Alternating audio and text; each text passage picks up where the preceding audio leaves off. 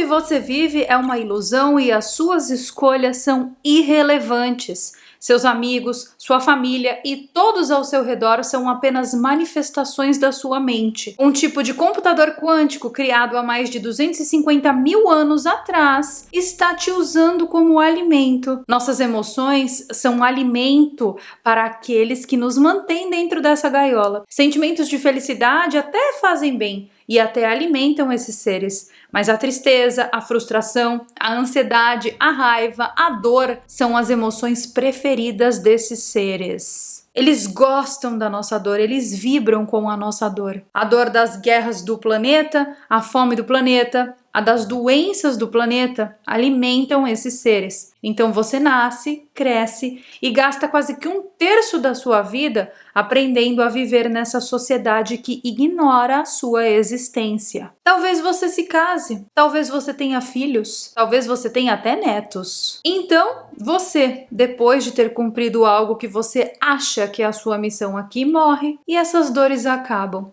Mas a morte, meus amigos, a morte é apenas o começo, porque você volta para cá e começa tudo de novo, contra a sua vontade. A história mais antiga da civilização humana vem dos textos dos sumérios. Foi nessa história que nós conhecemos os Anunnakis. Eles eram 7 divindades que desceram à Terra e tinham o propósito de determinar o futuro da humanidade. A mesma história nós encontramos na mitologia grega. Ambos os deuses gregos e os Anunnakis brigaram nos céus e essas brigas influenciaram os eventos aqui na Terra. No passado, esses deuses serviam como conforto para os seres humanos, porque eles explicavam muitos dos fenômenos naturais que eram incompreendidos pela população daquela época. Os deuses, então, serviam ao propósito de diminuir o sofrimento humano. Os deuses e seus mitos estabeleceram normas de conduta para a sociedade. Eles estabeleceram normas sociais. Normas essas que nós usamos até os dias de hoje. Nos textos de Gilgamesh dos Sumérios, existe uma passagem que diz que os Anunnakis estavam profundamente envolvidos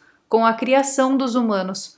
Alguns acreditam que as histórias contadas pelos sumérios sobre os Anunnakis não eram mitos, mas sim histórias verdadeiras, coisas que realmente aconteceram. No livro de Zecharia Sitchin, o 12º planeta, ele atesta que alienígenas nos visitaram há milhares de anos atrás e que eles eram provenientes do planeta Nibiru.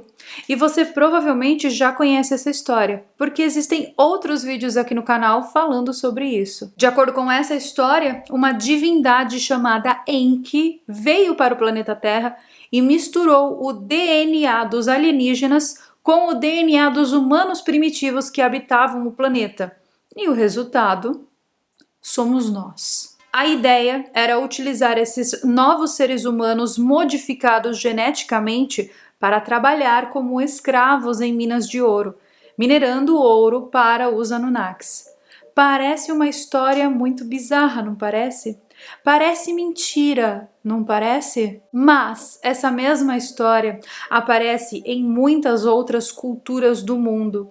Na cultura Zulu, por exemplo, existe a história dos 2 irmãos chamados Vovani e Mpako, que eram 2 alienígenas. De acordo com a lenda e com a tradição desse povo, esses seres roubaram um ovo de dragão e arremessaram esse ovo na direção da Terra. Esse ovo, hoje em dia, é conhecido como a Lua.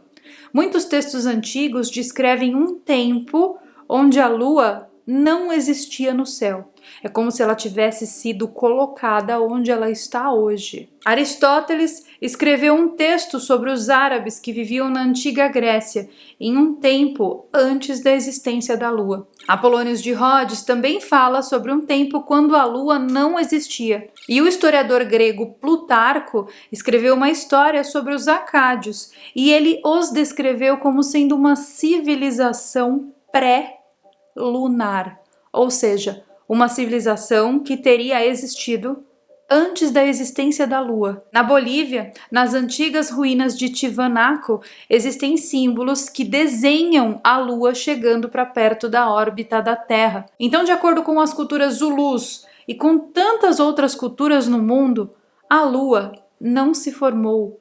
A Lua foi simplesmente construída. Ah, e falando nisso, vocês já assistiram aquele filme Moonfall? Pois é, o filme trata dessa exata mesma temática, dentro de um cenário de ficção científica, claro, mas será que talvez querendo nos dizer uma verdade muito difícil de ser digerida? Fica aí essa pergunta e fica também a recomendação, caso você ainda não tenha assistido esse filme. Os Zulus dizem que a Lua foi construída em uma outra parte da galáxia pela mesma raça daqueles dois irmãos alienígenas lá. De acordo com eles, a Lua foi construída como uma central de monitoramento para manter uma vigilância na raça humana. De acordo com essa teoria, os seres que construíram a Lua seriam uma raça de seres reptilianos, seres arcontes, para ser mais exato, ou seja, uma sub-raça de seres reptilianos. Mas essa história é real?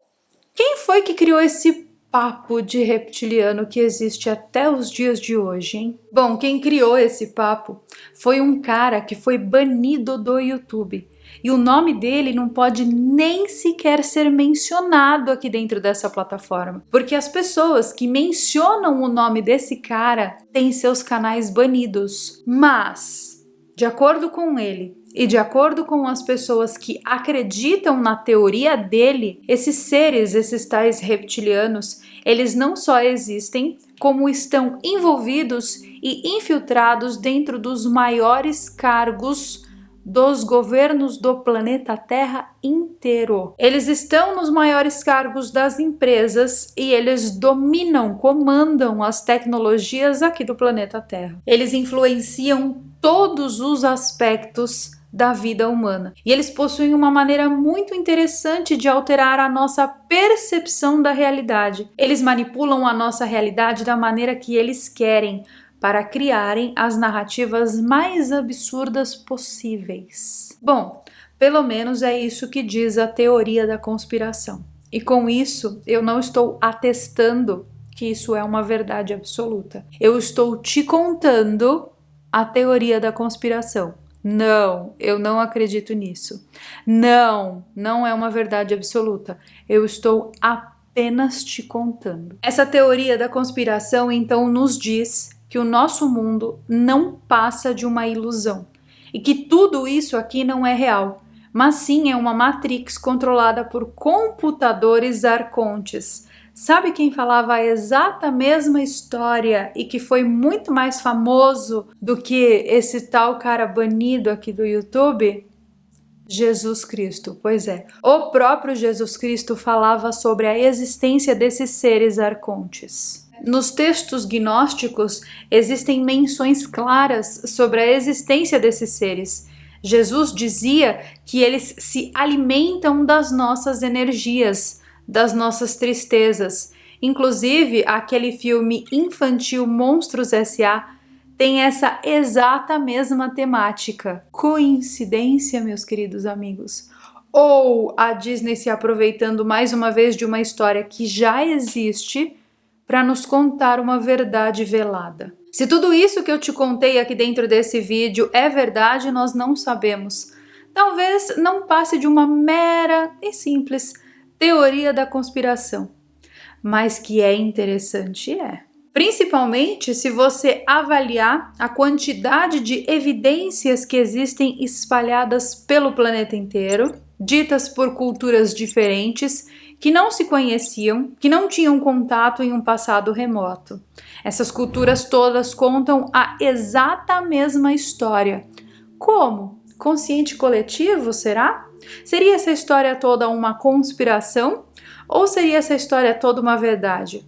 O que você pensa de tudo isso? Comente aqui embaixo o que você pensa de tudo isso, se você acha que é verdade ou se você acha que é apenas uma conspiração. E eu vou ficando por aqui com mais um vídeo desse canal. Um super beijo para vocês e eu vejo vocês então nos nossos próximos vídeos. Bye!